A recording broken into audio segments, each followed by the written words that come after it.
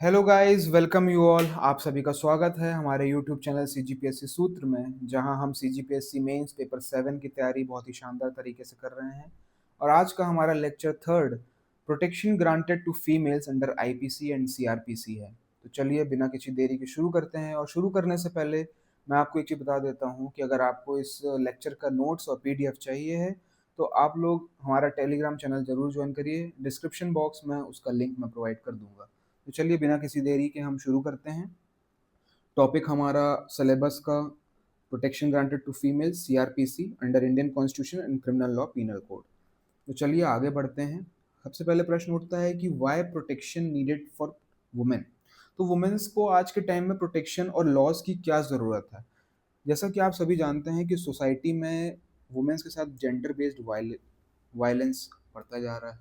Safety का concern है, security का कंसर्न है। आज वर्क प्लेस हो, चाहे घर हो, चाहे सोसाइटी पब्लिक प्लेस में हो, वुमेन्स को सेफ्टी इश्यूज आते हैं। तो वो इश्यूज को ध्यान में रखते हुए लॉस को बनाना बहुत ज़रूरी है। या तो आप मैरिज के टाइम में देख लीजिए, डॉरी रिलेटेड, मैरिटल अब्यूज़, ये भी वुमेन्स को फेस करना पड़ता है। तो ऑफेंसेस बहुत सारे हैं जो कि वुमेन्स को फेस करने पड़ते हैं अपने डे टू डे लाइफ में या किसी ना किसी पॉइंट ऑफ टाइम में अपने लाइफ के। तो वुमेन्स के स्टेटस को अपलिफ्ट करने के लिए क्राइम रिपोर्टिंग बढ़ाई जा सके। कोई भी क्राइम होता है, ऑफेंस होता है, वुमेन्स क्या करती हैं कि सह लेती हैं, कुछ भी कर लेती हैं। तो वैसा नहीं है, वो क्राइम रिपोर्टिंग इंकरेज हो पाए, तो इसलिए भी लॉज बहुत सारे बनाए जाते हैं, उनको जस्टिस मिल सके और जो हमारा जिसने अब्यूज़ किया, जिसने ऑफेंस किया, उसको पनिशमेंट मिले। तो ये सब चीज़ों को ध्यान में रखते हुए लॉज को बनाना बहुत ज़रूरी है। तो लॉज तो बना दिए जाते हैं लेकिन अवेयरनेस की भी बहुत कमी होती है। तो आज के सेशन में हमारी वुमेन्स जितनी हैं और गाइज भी, जितने आप बॉयज़ भी हैं, आज उनको ये लेक्चर सुनना बहुत ज़रूरी है। एक अवेयरनेस के तौर पे भी सबको ये पता होना चाहिए कि उनके क्या राइट्स हैं और उनको डरना नहीं है। तो चलिए सबसे पहले हम ये देख लेते हैं कि कॉज़ क्या है। ये डिस्क्रिमिनेशन जो इश्यूज़ हैं वो फेस करने पड़ रहे हैं, उसके कॉज़ क्या हैं। जैसे पैट्रियार्कल माइंडसेट एक सोसाइटी में बहुत बड़ा रूट कॉज़ है कि वुमेन्स को ऑफेंसेस और अब्यूज़ सहना पड़ता है। डॉरी सिस्टम, फोर्स्ड मैरेजेस, ये सब चीज़ें जो हैं, ये भी डिस्क्रिमिनेशन का इश्यूज़ है। लैक ऑफ एजुकेशन, बात की जाए लैक ऑफ एजुकेशन की, तो अवेयरनेस की कमी है। लोगों के पास राइट्स हैं, लॉज हैं उनको प्रोटेक्ट करने के लिए, लेकिन वुमेन्स को उसके बारे में पता नहीं है। और क्या है कि बाकी लोग जो हैं उसका गलत फ़ायदा उठा लेते हैं। इकोनॉमिक डिपेंडेंस होने के कारण भी वुमेन्स को आज बहुत कुछ सहना पड़ता है। क्या होता है कि भाई इकोनॉमिकली वो डिपेंडेंट है अपने घर परिवार पे या अपने मेल पे, तो उनको क्या है, वो सब चीज़ों को सह के चलना पड़ता है और वो आवाज़ भी नहीं उठा पाती हैं। तो ये सब इश्यूज़ हैं। कल्चरल एंड रिलीजियस नॉर्म्स की वजह से भी वर्क प्लेस डिस्क्रिमिनेशन आज फेस करना पड़ता है वुमेन्स को फॉर द अपलिफ्टमेंट। अपने करियर में ग्रोथ करने के लिए बहुत सारी चीज़ें जो बॉसेस हैं उनसे फेस करना पड़ता है। वीक लॉ इन्फोर्समेंट, लॉज तो बने हुए हैं लेकिन इन्फोर्समेंट वीक है, ये भी एक बहुत बड़ा इशू है। Lack of political representation, political representation की बात की जाए तो लॉज में हमारे रिजर्वेशन तो प्रोवाइड किया गया है। 72nd, 72 and 73rd constitutional amendment में हमारे 1/3 रिजर्वेशन वुमेन्स को प्रोवाइड किया गया है। बात की जाए victim blaming and social stigma, कोई भी चीज़ अगर होती है, ऑफेंस होता है और पब्लिक में अगर वो बात आती है, तो जो ऑफेंडर है, जिसने ऑफेंस किया है, उसको ब्लेम करने की बजाय सोसाइटी में कुछ ऐसे ऑर्थोडॉक्स पीपल्स हैं जो विक्टिम जो है हमारी, उनको ब्लेम करने लगते हैं। तो ये सब कॉजेज जो हैं वो वुमेन्स के सिक्योरिटी के लिए बहुत ही ज़्यादा क्वेश्चनेबल है। अब हम बात करते हैं कॉन्स्टिट्यूशन ने क्या प्रोविजंस दिए हुए हैं हमारे वुमेन्स की सेफ्टी के लिए, क्या फंडामेंटल राइट्स हैं, क्या डीपीएसपीज हैं। तो और हमारी as a human, as a हमारा सिटीजन क्या ड्यूटीज़ हैं इस सोसाइटी के लिए रिगार्डिंग वुमेन। तो सबसे पहले फंडामेंटल राइट की बात करते हैं। तो आर्टिकल 14 के तहत equality should be given to the women, मतलब इक्वल अपॉर्चुनिटीज़ भी देना है और लॉज के सामने चाहे वुमेन हो चाहे मैन हो, सभी इक्वल हैं, बराबर हैं। आर्टिकल 15(1) के तहत कोई भी discrimination based on the sex, caste, creed नहीं करना है। तो कोई भी जेंडर बायसनेस नहीं हो सकती, फंडामेंटल राइट है ये हमारा। 15(3) आर्टिकल 15(3) के तहत स्टेट को, गवर्नमेंट को ऐसे लॉज बनाने हैं जिससे अफर्मेटिव डिस्क्रिमिनेशन हो सके। मतलब जैसे मान लीजिए वुमेन्स को बोलते हैं कि रिजर्वेशन प्रोवाइड किया जाता है, क्यों एक इक्वल प्लेटफॉर्म उनको प्रोवाइड किया जाता है कि वो आगे अपने करियर में ग्रोथ कर पाएँ, वो आगे सोसाइटल लेवल पे, इकोनॉमिक लेवल पे सब ग्रोथ कर पाएँ। इसलिए एक उनको इक्वल प्लेटफ़ॉर्म बनाना, वो रिज़र्वेशन एक इक्वालिटी में लाने का ही प्रावधान है। आर्टिकल 16 के तहत देखा जाए, equal opportunity in the public appointments, जैसे कोई भी गवर्नमेंट जॉब्स में हो या कहीं भी पब्लिक स्टेज में, तो वहाँ पे इक्वल अपॉर्च्युनिटीज़ मिले, तो वैसे कानून बनाने हैं और ये इनका एक फंडामेंटल राइट्स भी है। आर्टिकल 23 के तहत ह्यूमन ट्रैफिकिंग और फोर्स्ड लेबर को बैन किया गया है। तो ये जो फंडामेंटल राइट्स हैं, अगर इसका वायलेशन होता है, तो आपको पता होना चाहिए कि ये वायलेशन होने पे आप डायरेक्ट सुप्रीम कोर्ट और हाई कोर्ट में जा सकते हैं। फिर बात आती है डीपीएसपीज़ की। तो director principle of state policies, ये स्टेट या फिर गवर्नमेंट का एक दायित्व होता है कि ऐसे-ऐसे नियम कानून बनाए जाएँ जो ये आर्टिकल्स में लिखे हुए हैं। तो उसी पे बेस्ड हमारे कानून और लॉज़ बनते हैं। आर्टिकल 39 ए, ये आपको याद रखना है कि एक adequate means of livelihood provide करना है, चाहे मेल हो, चाहे फीमेल हो, सबको। 39 डी के तहत equal pay for equal work, कोई जेंडर डिस्क्रिमिनेशन नहीं कि भाई मैन काम कर रहा है तो उसको ज़्यादा सैलरी मिल रही है, वुमेन को कम मिल रही है। तो जो इक्वल वर्क कर रहा है उसको इक्वल पेमेंट मिलना चाहिए। आर्टिकल 42 की बात की जाए तो उसमें ह्यूमन कंडीशंस होनी चाहिए, मैटरनिटी रिलीफ मिलना चाहिए। तो इस तरीके के लॉज बनाने हैं, ऐसा डायरेक्टिव्स दिया गया है हमारे कॉन्स्टिट्यूशन में।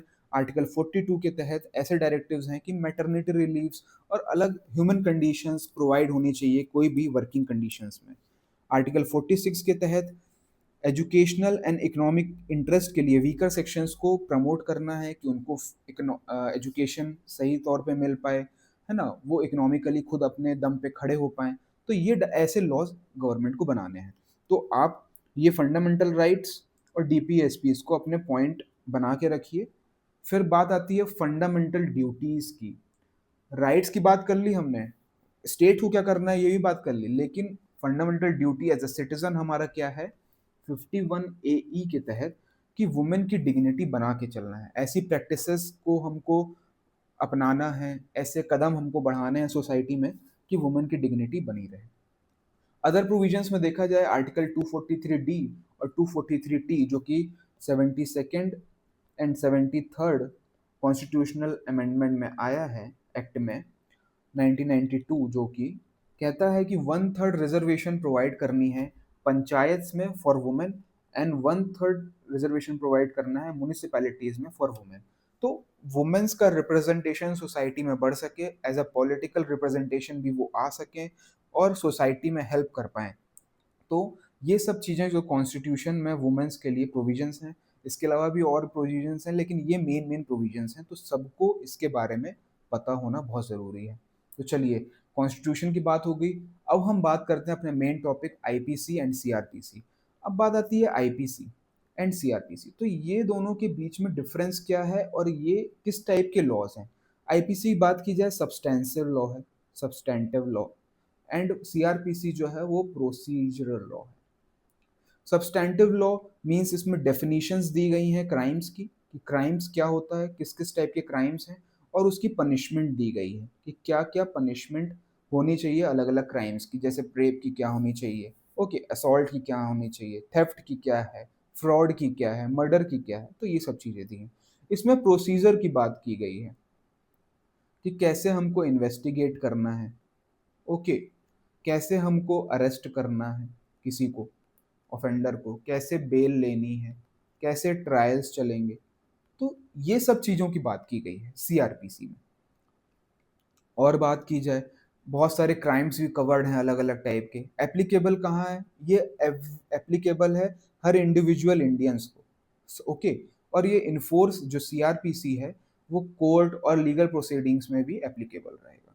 तो चलिए, अब आईपीसी और सीआरपीसी में डिफरेंस हमको पता चल गया है, तो आगे बढ़ते हैं अपने हिस्ट्री इसकी देख लेते हैं। एक तो 6 अक्टूबर 1860 में ब्रिटिश कॉलोनियल रूल के टाइम पे ये सीआरपी ड्राफ्ट किसने किया था? Thomas Babington Macaulay. तो इन्होंने ड्राफ्ट किया था और फिर यहाँ पे 1860 में इनैक्ट हुआ।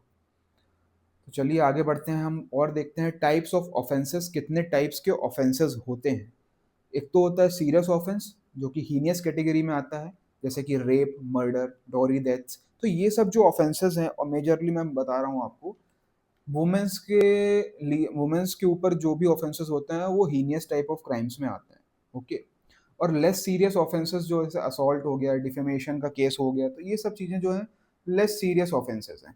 इसका कैटेगराइजेशन इस तरीके से किया गया है कि सीरियस ऑफेंस ऐसा कि मतलब उसको रोकना बहुत ज़रूरी है, तुरंत रोकना, तो उस तरीके से किया गया है। सबसे पहले बात आती है कि कॉग्निजेबल। इसका टाइप ये होता है कॉग्निजेबल ऑफेंस। कोई बोलते हैं, आपने सुना होगा कॉग्निजेबल ऑफेंस है, नॉन बेलेबल है, नॉन कंपाउंडेबल है। तो ये टर्मिनोलॉजीज का मीनिंग हम आज देख लेते हैं कि इसका क्या मतलब होता है। तो अगर कोई बोल रहा है कि कॉग्निजेबल ऑफेंस है, तो उस ऑफेंस के लिए जो है पुलिस पुलिस को ये पावर दी गई है कि विदाउट वारंट, नो वारंट, अगर वारंट नहीं है तो भी आप अरेस्ट कर सकते हैं। ठीक है, विदाउट वारंट अरेस्ट कर लेंगे। इन्वेस्टिगेट कर सकते हैं, इन्वेस्टिगेट कर सकते हैं विदाउट परमिशन, विदाउट परमिशन, बिना परमिशन के भी पुलिस इन्वेस्टिगेट कर सकती है। समझ रहे हैं आप? तो ये कॉग्निजेबल हो गया। और नॉन कॉग्निजेबल इसी का जस्ट उल्टा, वारंट लगेगा, ठीक है, वारंट लगेगा, परमिशन लगेगी, राइट। तो ये उसका फीचर्स है। अब आती है non bailable, right, non bailable. तो इसमें बेल नहीं मिल पाएगी, ऐसे केसेस जिसमें बेल नहीं मिल पाएगा। अगर ऐसे पनिशमेंट जिसमें 3 इयर्स से ज़्यादा, 3 इयर्स से ज़्यादा अगर पनिशमेंट है तो वो नॉन बेलेबल कैटेगरी में आते हैं, राइट। तो ये ऑफेंसेस जो सीरियस टाइप के रहेंगे उसमें बेल नहीं मिलेगी। और इसमें क्या है, बेलेबल है। बेल बेल जो है इसमें एक राइट है पर्सन का, जो ऑफेंड किया है तो उसका एक राइट है कि वो बेल ले सकता है। जब भी पनिशमेंट 3 इयर्स से कम होती है, उस टाइप के जो ऑफेंसेस होते हैं उसमें जो ऑफेंडर है उसका एक राइट है कि वो बेल ले सकता है। अब आता है नॉन कंपाउंडेबल और कंपाउंडेबल। तो नॉन कंपाउंडेबल में जो विक्टिम है एंड ऑफेंडर है वो सेटलमेंट नहीं कर सकते, सेटलमेंट नहीं कर सकते। और कंपाउंडेबल में सेटलमेंट कर सकते हैं। ठीक है, समझ रहे हैं ना? इसमें सेटलमेंट नहीं कर सकते, कोर्ट का परमिशन लगेगा, कोर्ट का परमिशन लगेगा। लेकिन इसमें कंपाउंडेबल ऑफेंस अगर होता है तो उसमें आप सेटलमेंट आउटसाइड द कोर्ट कर सकते हैं। तो चलिए, ये था हमारा पूरा टाइप्स ऑफ ऑफेंसेस। अब कोई अगर आपको बोलेगा कि ये ऑफेंस कॉग्निजेबल, नॉन बेलेबल और नॉन कंपाउंडेबल है, तो आप समझ जाएंगे कि ये हीनियस टाइप ऑफ क्राइम है, ये एक सीरियस ऑफेंस है। तो चलिए आगे बढ़ते हैं हम। अब हम देखते हैं कि किस किस टाइप के ऑफेंसेस वुमेन पर होते हैं और उनकी क्या क्या पनिशमेंट है एज पर द आईपीसी। तो सबसे पहला है एसिड अटैक। तो आप देख पा रहे हैं कि एसिड अटैक जो है ये बहुत ही हीनियस टाइप ऑफ क्राइम है। ठीक है, तो इसमें क्या है कि जैसे मान लीजिए वॉलेंट्री कोई पर्सन है, वो एसिड फेंक के किसी वुमेन के ऊपर उसको परमानेंट डैमेज कर दे, या तो उसका फेस बर्न हो जाए, या कुछ भी बॉडी पार्ट बर्न हो जाए, या डिसफिगर हो जाए, डिसेबल हो जाए। ठीक है, वो पर्सन डिसेबल हो गया, डिसफिगर हो गया, बर्न हो गया। तो इस तरीके के अगर इंटेंशन के साथ वो हर्ट करता है तो 10 साल की सजा, ठीक है, या फिर लाइफ इम्प्रिजनमेंट। ओके, ये आई जो है ये आपको दिखा रहा है लाइफ इम्प्रिजनमेंट, लाइफ इम्प्रिजनमेंट होगा और फाइन के साथ। तो ये उसकी सजा है 326A के तहत। और वहीं पे 326B बोलता है अगर कोई अटेम्प्ट बस कर दे, सिर्फ अगर वो एक्ट ऑफ थ्रोइंग कर रहा है, मान लीजिए वो सिर्फ फेंकने की कोशिश कर रहा है या फेंकने की एक्टिंग कर रहा है, एक्टिंग भी कर रहा है अगर, है ना, आपके ऊपर एसिड फेंकने का इंटेंशन, इंटेंशन उसका ये था कि हम उसको हर्ट कर दें, अगर ऐसा इंटेंशन रख रहा है वो, तब 5 से 7 साल की सजा और फाइन वो उसको देना पड़ेगा, राइट। समझ रहे हैं आप ये चीज? फिर आगे बढ़ते हैं। दूसरा है मर्डर, 302 के तहत। इसमें तो डेथ की सजा है, इम्प्रिजनमेंट फॉर लाइफ और फाइन। वो डिपेंड करता है कि किस तरीके का ऑफेंस है, वो कोर्ट के ऊपर रहता है। तो हमने देख लिया पहला एसिड अटैक। एसिड अटैक में आप याद रखिएगा 326A, 326B। हम धीरे धीरे याद भी करते चलेंगे कि कौन कौन सी धाराएं हैं, क्योंकि हमारे पेपर में ऑफ सेक्शंस के थ्रू पूछता है, सीधे पूछ देगा कि 326A इसके बारे में आप बताइए कि आईपीसी में क्या है। तो आप धीरे-धीरे इसको याद भी चलते चलिएगा। मैं एक चार्ट के फॉर्म में बनाया हूँ, तो बहुत ही ईज़ी रहेगा आपको याद करना। चलिए, तो मर्डर ये हो गया। नेक्स्ट आता है डाउरी डेथ। अब डाउरी डेथ की बात की जाए, अगर कोई अननेचुरल सर्कमस्टांसेस में भी अगर वो महिला मर जाती है या उसको कुछ बर्न्स, इंजरीज या पॉइजनिंग वगैरह भी होता है, ठीक है? एक कंडीशन है कि डेथ जो है अगर मैरिज के 7 साल के पहले हो, 7 साल के अंदर, है ना? अगर 7 साल के अंदर होती है डेथ, शादी हुई उसके 7 साल के अंदर अगर होती है और वह वह महिला subject to cruelty and harassment by husband या उसके इन लॉज की तरफ से अगर इस तरीके का फेस करता है, तो जो इम्प्रेजनमेंट जो सजा दी गई है वो 7 साल और लाइफ, या तो लाइफ इम्प्रेजनमेंट भी हो सकता है, एक्सटेंडेबल है, और 7 साल की सजा भी दी जाती है। तो डाउरी डेथ आप याद रखिएगा, 304 बी के तहत उसकी सजा दी गई है, उसके उसका जो पनिशमेंट है उसमें डिफाइन किया गया है और डाउरी को भी बताया गया है कि किस किस टाइप से होनी चाहिए। एक तो केस ये हो गया आपको 7 ईयर्स के अंडर होना चाहिए, अंडर 7 ईयर्स, ठीक है, और कोई भी अननेचुरल सर्कमस्टांसेस के अंदर हो या फिर क्रुएलिटी सिद्ध हो जाए तो भी। फिर आगे बढ़ता है, ये सबसे बड़ा मेन है, क्रुएलिटी बाय हस्बैंड और रिलेटिव 498 ए। तो 498 ए के तहत क्या मेंटल या फिजिकल हार्म किया गया है, ओके, और डाउरी डिमांड्स को लेके हरासमेंट किया गया है अगर वुमेन का, ठीक है, कंटिन्यूअस टॉर्चर्स किए जा रहे हैं, ओके, समझ रहे हैं ना, कंटिन्यूअस टॉर्चर या उसको थ्रेट प्रोवाइड किया जा रहा है, या सुसाइड के लिए उसको इतना प्रेशराइज किया जा रहा है कि वो सुसाइड करने पे आ गई है, उसको सीरियस हार्म मिल रहा है। तो ये सब चीज़ों के लिए अगर देखा जाए तो 3 इयर्स की इम्प्रेजनमेंट और फाइन का प्रावधान किया गया है। तो 498 ए में क्रुएल्टी बाय हस्बैंड और relative, dowry death 304 B. Next है word gesture act intended to insult modesty of women. अगर वुमेन की मॉडेस्टी को लेके अगर किसी ने एक्ट कर दिया, कुछ बोल दिया, समझ रहे हैं ना, जैसे, तो कुछ भी अगर इस तरीके का किया तो ये फेस करना पड़ेगा। जैसे मान लीजिए किसी ने वर्ड बोल दिया, कुछ जेस्चर्स ऐसे प्रोवाइड किए, तो 3 साल की सजा इम्प्रेशनमेंट और फाइन के साथ ये दी गई है। तो यहाँ पे आपने 5 जो पढ़े हैं ऐसे सेक्शंस, 326 ए, 326 बी, 302 मर्डर का, डाउरी डेथ के लिए 304 बी, क्रुएल्टी बाय हस्बैंड और रिलेटिव 498 ए। तो इसमें से इम्पोर्टेंट आपके एग्जाम के लिए एक ये हो सकता है, डाउरी डेथ से related, cruelty by husband and relatives. तो ये सब आप ध्यान रखिएगा। अब बात आती है किडनैपिंग की, एब्डक्शन एंड ह्यूमन ट्रैफिकिंग। तो एक ये भी बहुत बड़ा इशू है जो वुमेन्स को फेस करना पड़ता है, और हमारे तो वुमेन से रिलेटेड क्या क्या प्रावधान आईपीसी में दिया है वो देख लेते हैं। तो 363 के तहत अगर कोई वुमेन का किडनैपिंग होता है, ओके, फ्रॉम लॉफुल गार्जियनशिप, तो 7 साल की सजा और फाइन दी गई है। तो 363 में किडनैपिंग की बात की गई है। 366 उसी के बाद आ रहा है, 366 में अगर कोई वुमेन को जबरदस्ती फोर्स मैरिज के लिए या इस चीज़ों के लिए, इंटरकोर्स के लिए अगर फोर्स किया जाता है किडनैप करने के बाद, ठीक है, किडनैप कर लिया, उसके बाद ये सब चीज़ों के लिए फोर्स किया जाता है, तो सजा का प्रावधान है 10 साल का इम्प्रेजनमेंट और फाइन, ठीक है।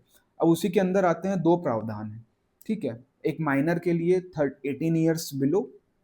तो 366 ए, अगर कोई प्रोक्यूर करता है, मतलब कोई अगर खरीद या बिक्री करता है इस तरीके से, या ह्यूमन ट्रैफिकिंग करता है, इलिसिट इंटरकोर्स करने की कोशिश करता है, तो 10 साल इम्प्रिजनमेंट और फाइन है। एंड 366 बी के तहत अगर इंपोर्ट कर रहा है, कोई बेच रहा है ह्यूमन ट्रैफिकिंग 21 साल के ऊपर फॉर प्रोस्टिट्यूशन, तो 10 साल और इम्प्रिजनमेंट का प्रावधान दिया गया है। 370 में ह्यूमन ट्रैफिकिंग की बात की गई है। अगर ह्यूमन ट्रैफिकिंग या तो सेलिंग की जाए या बाइंग की जाए, या वुमेन का faced forced labour, prostitution, slavery, organ trade, तो ये सब चीज़ें अगर होती हैं, है ना, तो इसमें प्रावधान है 7 ईयर्स टू लाइफ इम्प्रिजनमेंट। तो समझ रहे हैं आप।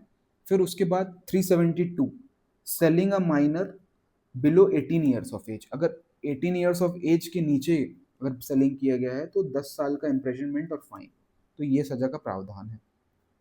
फिर उसी के बाद अगर हम देखते हैं कि बाइंग, देखिए 372 की बात की जाए और 373, अंतर है सिर्फ सेलिंग और बाइंग में, ठीक है। तो इस तरीके से आप याद कर सकते हैं, लेकिन दोनों में कंडीशन है बिलो 18 ईयर्स ऑफ एज।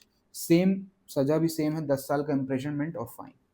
ठीक है, तो 372 373 हमको याद हो गया। उसी के पहले आता है 370 ह्यूमन ट्रैफिकिंग लाइफ टू, इसमें माइनर की बात की गई है जो कि ये है। फिर उसकी बात किया जाए 366, आपने किडनैपिंग याद किया, फोर्स करके अगर मैरिज की जा रही है, एक तो किडनैप कर लिया, उसके बाद फोर्स करके मैरिज का ये किया जा रहा है, तो उसका सजा ये है। ए में और बी में क्या अंतर है, एक तो 18 ईयर्स से नीचे और 21 ईयर्स से नीचे, सजा सेम है लेकिन आपके एक्ट में इसमें सेक्शंस में अंतर है। तो किडनैपिंग का ये हमारा हो गया। फिर इसके बाद आता है 354, ये भी आज, ये 354 जो है ये बहुत ही इंपॉर्टेंट है, समझ रहे हैं आप, 354 जो है ये इंपॉर्टेंट है। तो ये क्या है कि outraging the modesty of women, molestation, filthy behaviour, shocks, insult the female decency and dignity, अगर ये सब चीज़ें फेस करनी पड़ती हैं तो उसका प्रावधान है 1 year to 5 year imprisonment and fine. ठीक है, अब इस 154 के अंदर कौन कौन से आपके प्रावधान हैं, क्या क्या चीज़ें, अमेंडमेंट्स 2013 में जो हुआ था उसके अंतर्गत क्या क्या हुआ है उसकी बात कर लेते हैं। 354 में आप समझ गए कि outraging the modesty of a women, तो इस तरीके का अगर बिहेवियर कोई आकर करता है, मॉलेस्ट कर रहा है ना, या फीमेल की डिसेंसी और डिग्निटी को अगर खराब कर रहा है, तो 1 ईयर से लेके 5 ईयर का इम्प्रिजनमेंट और फाइन है। फिर 354A सेक्सुअल हरासमेंट, जैसे unwelcome sexual advances, demand pornography, इस तरीके की चीज़ें अगर सेक्सुअल हरासमेंट होता है 354A के तहत, तो 3 साल का प्रावधान है विद 3 साल इम्प्रिजनमेंट और फाइन।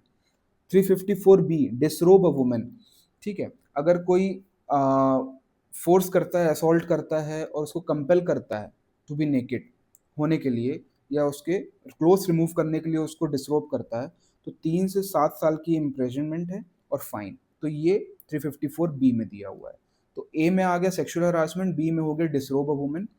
354C वोयरिज्म, मान लीजिए कोई प्राइवेट जगह रोके अपना वुमेन्स की प्राइवेट एक्ट को विदाउट उसके कंसेंट कैप्चर कर रहा है ना, या देख रहा है, तो इसके लिए भी अलग अलग प्रावधान है। अगर पहली बार कोई व्यक्ति कर रहा है तो 1 से 3 साल की सजा, रिपीटेड ऑफेंस है और तो 3 से 7 साल की सजा उसको हो सकती है। जैसे मान लीजिए एग्जाम्पल दिया जाए कि होटल रूम में लोग कैमरा लगा देते हैं, ये सब चीज़ें करते हैं, है ना, कोई टॉयलेट में या वॉशरूम में कैमरा लगा देते हैं, तो इस तरीके से अगर कैप्चर कर रहा है या कुछ भी एक्ट कर रहा है तो उसमें वॉयरिज्म के तहत आता है ये 354C, इसका प्रावधान ये है। अब 354D, अगर कोई स्टॉकिंग भी कर रहा है, अगर आपको घूर रहा है, फॉलो कर रहा है, कांटेक्ट बैठा रहा है, ठीक है, आपके कंसेंट के बगैर, वुमेन के कंसेंट के बगैर उसको मॉनिटर भी कर रहा है, कांटेक्ट कर रहा है, तो उसमें भी सजा का प्रावधान है up to 3 year. First offence अगर कर रहा है, पहली बार है, तो 3 साल तक की सजा हो सकती है, और अगर रिपीटेड ऑफेंस है, बार बार उसकी अगर गलती है, बार बार उसके ऊपर अगर वो लगाया जा रहा है स्टॉकिंग का चार्ज, तो 5 ईयर्स से लेके फाइन तक की सजा दी गई है। तो जब भी वुमेन की मॉडेस्टी पे सवाल उठता है तो 354 याद रखिए। 354 के अंदर 4 प्रावधान है, A B C D। Sexual harassment A में, बी में आएगा डिसरोब अ वुमेन, सी में आएगा वॉयरिज्म एंड स्टॉकिंग। तो ये प्रावधान भी आप याद रखिए।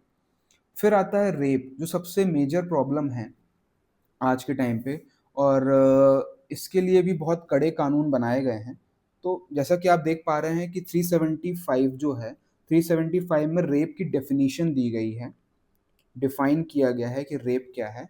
तो विदाउट वुमेन कॉन्सेंट, अगर force, fraud, fear, intoxication, unconsciousness, unstable, और ऐसी स्थिति जब वो कंसेंट प्रोवाइड करने के लिए डिसेबल्ड हो या वो बोल नहीं पा रही हो, इस तरीके से अगर उसके ऊपर कमिट किया जाता है या रेप किया जाता है, तो वो रेप की डेफिनेशन में आएगा। ठीक है, उसके साथ सेक्सुअल अब्यूज किया जाता है, तो वो रेप के उसमें आएगा। तो डेफिनेशन किस में दी गई है, 375 में। अब देखते हैं कि क्या पनिशमेंट और किस किस टाइप के रेप में क्या क्या पनिशमेंट का प्रावधान है। अगर 376(1) की बात करें तो जनरल रेप, मैक्सिमम 10 ईयर्स का प्रावधान है, पहले 7 ईयर्स था। ओके, 2018 में अमेंडमेंट आया इसमें, ठीक है। तो पहले 7 साल था, लेकिन इसको बढ़ा के अब 10 साल कर दिया है। एक्सटेंडेबल है लाइफ इम्प्रिजनमेंट के लिए और मैंडेटरी फाइन है, ठीक है। तो जनरल रेप के लिए ये है। अब एग्रीवेटेड रेप की बात की जाए 376(2) में जो कि दिया गया है, मान लीजिए कोई पब्लिक सर्वेंट है, पुलिस है, doctor, teacher, jail officials etcetera, इनके द्वारा अगर रेप अटेम्प्ट किया जाता है तो उसका सजा का प्रावधान भी 10 साल है, या फिर वो लाइफ इम्प्रिजनमेंट तक बढ़ाया जा सकता है, ठीक है। फिर बात आती है आपके कि rape of a minor victim below 16 years of age. तो C-76(3) में मिनिमम 20 साल की सजा और लाइफ इम्प्रिजनमेंट का प्रावधान है अगर कोई माइनर के साथ रेप करता है तो। फिर आता है सबसे बड़ा गैंग रेप 376D। तो 1, 2, 3 ये आपने जनरल रेप 1 में है, 376(2) में एग्रीवेटेड रेप है, 376(3) में rape of minor. 376D gang rape by more than 1 person अगर किया जाता है तो लाइफ इम्प्रिजनमेंट की सजा है, okay, and compensation for victim, ये तो देना ही पड़ेगा। तो गैंग रेप के केस में ये चीज़ें हैं। फिर बात करते हैं हम 2018 में और अमेंडमेंट हुआ है। ये ईयर्स वाला अमेंडमेंट जो है वो तो हुआ ही हुआ है, लेकिन रेप ऑफ अ माइनर के केस में भी 2018 में अमेंडमेंट हुआ है as per the criminal law amendment 2018। तो वो देख लेते हैं उसका क्या प्रावधान है। सबसे पहला 376 AB। तो अगर वुमेन 12 साल से कम है ना, तो मिनिमम 20 ईयर्स ऑफ की सजा होगी या फिर लाइफ इम्प्रिजनमेंट या फिर डेथ। तो 376 AB के तहत डेथ का भी प्रावधान रखा गया है और मैंडेटरी है मेडिकल एक्सपेंसेस और रिहेबिलिटेशन देना। फिर बात आती है 376 DA की। तो गैंग रेप, ठीक है, अगर गैंग रेप किया गया है, वुमेन का उम्र है 16 से 12 साल के बीच में, तो इम्प्रिजनमेंट फॉर लाइफ मिलेगा, ठीक है। जब तक उसकी नेचुरल लाइफ है तब तक उसको इम्प्रिजनमेंट की सजा मिलेगी और मेडिकल एक्सपेंसेस, रिहेबिलिटेशन एक्सपेंसेस ये सब देना है। तो ये भी एक इम्पॉर्टेंट है आपका। ये जो नए नए जो अमेंडमेंट्स आए हैं ना, ये करंट अफेयर्स के पॉइंट ऑफ व्यू से इम्पॉर्टेंट है, तो इसको आप याद रखिएगा। 376 DB गैंग रेप अगर वुमेन का उम्र 12 साल से कम है, ठीक है। यहाँ पे 12 साल से कम है लेकिन ये सिंगल था। यहाँ पे गैंग रेप की बात करें तो इसमें भी डेथ पेनल्टी का प्रावधान है, ठीक है। लाइफ इम्प्रिजनमेंट सेम है और फाइन जो है मैंडेटरी रखा गया है, प्रॉपर कंपनसेशन मिलेगा। तो ये चार्ट है, इसको आप रिवाइज करिएगा प्रॉपर वे में। आपको मेरे को लगता है कि इस सब से क्वेश्चन आ सकते हैं। तो चलिए आगे बढ़ते हैं फिर हम प्रोटेक्शन अंडर CRPC। अब प्रोटेक्शंस की बात करते हैं। तो हमने अभी तक IPC के तहत जितने ऑफेंसेस थे वो पढ़ लिए, राइट। अब हम बात करेंगे कि CRPC के तहत क्या क्या प्रोटेक्शंस दिए गए हैं, राइट। तो सबसे पहले हम देख लेते हैं। तो अगेंस्ट अरेस्ट एंड कस्टडी, कोई अगेंस्ट अरेस्ट होता है या कस्टडी ली जाती है कभी वुमेन की, तो क्या क्या उनको प्रोटेक्शन इसके द्वारा मिला है। तो सबसे पहले देख लेते हैं 46 सेक्शन 46 के तहत कभी भी वुमेन का अगर अरेस्ट हो रहा है तो पुलिस ऑफिसर उनको टच नहीं कर सकते हैं, ठीक है। एक ऐसे एक्स्ट्रा ऑर्डिनरी सर्कमस्टांसेस अगर क्रिएट होते हैं कि उनको अरेस्ट करना ज़रूरी है before the sunset, before the sunset और सनराइज, अगर ऐसे सर्कमस्टांसेस अराइज हो रहे हैं तब फिर उनको बिफोर मतलब सनराइज के बाद पहले और सनसेट के बाद भी अरेस्ट किया जा सकता है, नहीं तो वैसे नहीं कर सकते हैं। और पुलिस ऑफिसर जब अरेस्ट करता है तो जुडिशियल मजिस्ट्रेट से परमिशन लेनी है, और जब भी अरेस्ट होगा तो वुमेन ऑफिसर होना बहुत ज़रूरी है, ठीक है। कोई भी वुमेन ऑफिसर जब तक नहीं होगी तब तक उसको अरेस्ट नहीं किया जा सकता है। उसके बाद 354B उसकी बात करें तो वाइल सर्चिंग, अगर सर्चिंग की जा रही है ना अपार्टमेंट की, police officer has to give her consent, notice देना पड़ेगा उसको, ठीक है। कि आप जैसे मान लीजिए कोई व्यक्ति अंदर है जिसको हम अरेस्ट करने आए हैं और कोई वुमेन वहाँ पे मौजूद है, ठीक है, उसको हम अरेस्ट नहीं करने आए हैं, उसका कोई लेना देना नहीं है आपके, ठीक है, इस सब चीज़ों से। तो उसको क्या है, आप बोल सकते हैं कि आप भाई बाहर निकल जाओ। तो ये 354B में दिया है। 50 के अंदर प्रावधान है कि उनको ग्राउंड्स ऑफ अरेस्ट बताना पड़ेगा आपको, ठीक है, कि क्या ग्राउंड्स ऑफ अरेस्ट हैं, किसके तहत आप अरेस्ट कर रहे हैं उसको, ये चीज़ बतानी पड़ेगी।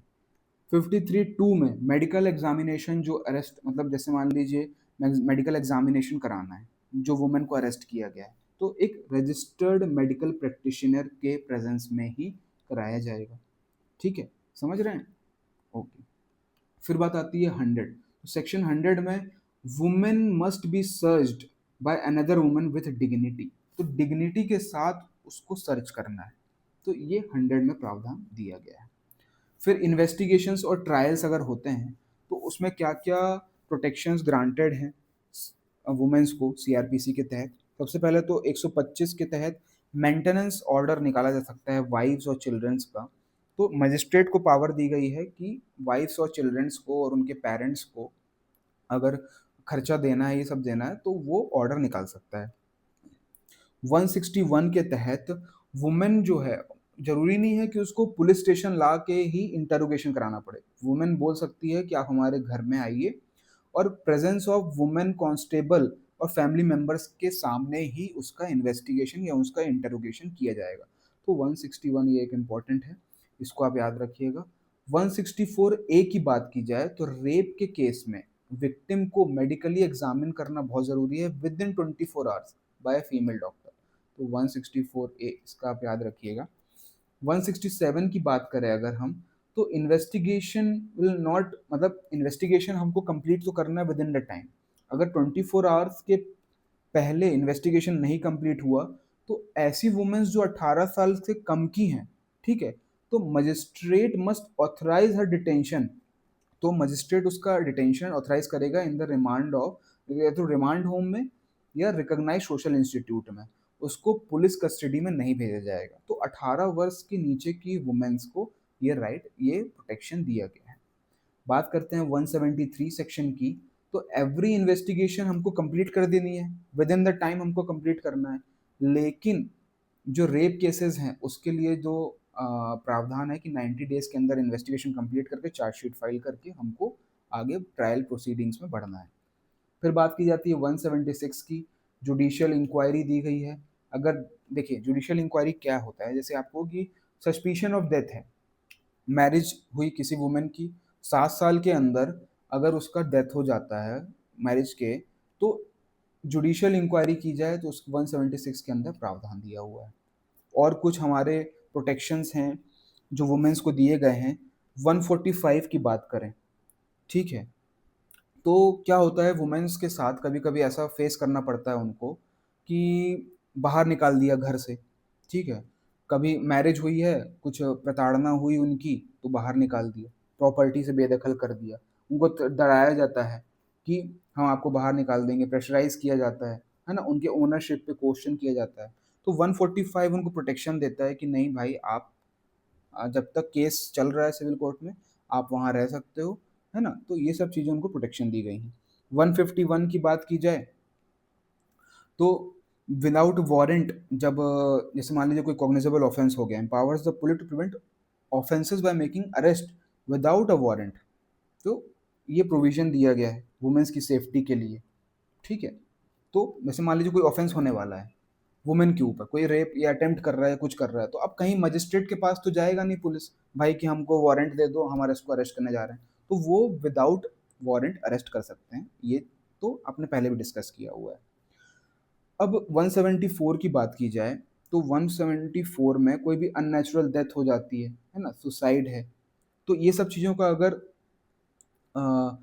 पावर मिलती है कि ये सब चीज़ों को भी हम इन्वेस्टिगेट कर सकते हैं। तो इससे क्या है कि वुमेन्स को पर्टिकुलरली सेफ गार्ड किया जा सकता है ये सब केसेस में। अब 198 ए, तो allows the court to take cognizance offence under 498 A IPC report of the police. तो जैसे 498 जो अपन ने पढ़ा, क्रुएलिटी कोई हस्बैंड अगर कर रहा है, तो 198 के तहत जो है हमारा पुलिस जाके उसमें एक्ट कर सकता है, अलाउज कोर्ट, कोर्ट को भी अलाउ करता है कि वो दखलंदाजी दे सके। 199 वुमेन्स फेसिंग फॉल्स एलिगेशन, अगर कोई वुमेन जो है वो फॉल्स एलिगेशन फेस कर रही है ये सब चीज़ों पे, तो वो भी इससे पावर मिलता है। 357 ए कंपनसेशन प्रोवाइड करना है सेक्सुअल ऑफेंसेस के तहत। 357 सी फर्स्ट एड और मेडिकल ट्रीटमेंट विक्टिम को मिलना चाहिए, रेप हो मतलब पब्लिक हो चाहे प्राइवेट हो, तो ये फ्री फर्स्ट एड हमको फ्री मिलेगा 357 के तहत। अब बात करते हैं 416, तो हाई कोर्ट जो है वो डेथ सेंटेंस को कोई भी प्रेग्नेंट वुमेन के लिए वो डिले कर सकता है या तो कन्वर्ट कर सकता है लाइफ इम्प्रिजनमेंट, किसमें कन्वर्ट कर सकता है, लाइफ इम्प्रिजनमेंट में। तो ये थे हमारे सारे जो सीआरपीसी और आईपीसी के प्रावधान हैं हमारे वुमेन्स के लिए। तो इसके बाद मैं आपको एक लास्ट चीज़ बताना चाहूँगा कि हमारा Vishakha versus state of Rajasthan का ये जो केस है, इसका ये केस जो एक वुमेन थी, केस का बैकग्राउंड मैं आपको बता देता हूँ, ये भी एक इम्पॉर्टेंट केस है। इसका मैं समराइज्ड वे में आपको बताऊंगा। इसका आपको होमवर्क है कि इस केस के बारे में आप पढ़िएगा, और इसके बाद जो गाइडलाइंस निकली और जो एक्ट बना हमारा पॉश, उसके बारे में भी आप जरूर पढ़िएगा। तो केस का बैकग्राउंड इस तरीके से है कि भवानी देवी एक विलेज लेवल सोशल वर्कर थी। ठीक है, भवानी देवी जो थी एक विलेज लेवल की सोशल वर्कर थी, ठीक है, राजस्थान में। तो वो वुमेन्स डेवलपमेंट प्रोजेक्ट जो राजस्थान गवर्नमेंट का चल रहा था सिंस 1985, तो उसके अंदर वो as a social worker deputed थी। तो उसका ऑब्जेक्टिव ये था कि हमको चाइल्ड मैरिज को रोकना है। ठीक है, तो वो चाइल्ड मैरिज को रोकने के लिए काम कर रही थी। तो वहाँ पे एक रमाकांत गुर्जर करके फैमिली थी, मतलब गुर्जर फैमिली थी। उसमें रमाकांत गुर्जर जो थे वो अपने बेटी का विवाह करा रहे थे, चाइल्ड मैरिज करा रहे थे। तो उनने रोकने की कोशिश की, नहीं रोक पाए। पुलिस अथॉरिटीज़ के प्रेजेंट में ही वो मैरिज हो गई। ठीक है, फिर रमाकांत और उनके 5 साथियों ने उस महिला का, भवानी देवी जी का, उनका रेप कर दिया। तो उनका रेप होने के बाद उनने पुलिस कंप्लेन करनी चाहिए, लेकिन शुरू में तो पुलिस कंप्लेन नहीं हो पाई। लेकिन जैसे ही लेटर ऑन वो पुलिस कंप्लेन किया, तो कोर्ट में ट्रायल चला। अब कोर्ट में ट्रायल चलने के बाद क्या हुआ कि वहाँ पे जो ऑफेंडर था गुर्जर जी, उनको क्या किया, एक्विट कर दिया, मीन्स उनको बरी कर दिया, क्योंकि लैक ऑफ एविडेंसेस थे। ठीक है, फिर उनने हार नहीं मानी, उन्होंने रिट पिटीशन दायर की सुप्रीम कोर्ट में आर्टिकल 14, 15, 19 एंड 21 के वायलेशन के लिए, कि एक सेक्सुअल ऑफेंस तो हुआ ही हुआ है, ठीक है, गैंग रेप हुआ है, ठीक है, लेकिन वर्किंग वुमेन जो वर्किंग प्लेस में, उनके साथ ये राइट्स ऑफेंड हुए हैं। तो कोर्ट का जजमेंट आया कि हाँ, ये वायलेशन हुआ है फंडामेंटल राइट का, जेंडर इक्वालिटी का। तो जेंडर इक्वालिटी, ठीक है, right to life and liberty, तो ये सब चीज़ों का वायलेशन हुआ है। आर्टिकल 19(1) जी, कि कोई भी, मेरा फंडामेंटल राइट है हर व्यक्ति का कि कोई भी ऑक्यूपेशन, ट्रेड या बिजनेस ये वो कर सकते हैं। तो ऐसा जजमेंट आया, ठीक है, और फंडामेंटल राइट ये सब चीज़ों का निकल के आया।